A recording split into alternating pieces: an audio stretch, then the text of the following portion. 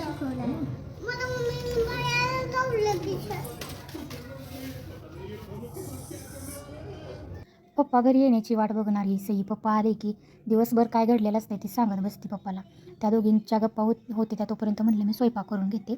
आज मी जराशी मिरची करणार होती, भरलेली मिरची. एक मिरची करून मी का नाही सगळी मधून भाग करून चिरून घेतली.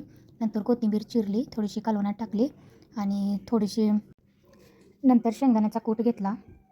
शेंगदाण्याच्या कुटामध्ये मी मीठ, थोडंसं चटणी, हळद, धने पावडर टाकून मस्तपैकी एकजीव मिश्रण केलं आणि ते मिश्रण एक करून मिरचीमध्ये भरलं.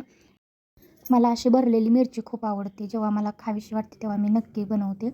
याच्यापेक्षा थोडीशी मोठी मिरची असते तीही छान लागते अशी भरलेली करून.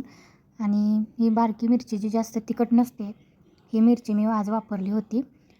मिरचीमध्ये मसाला भरून मिरची एका साईडला ठेवली आणि आज एक मी भाकरी बनवून घेतली.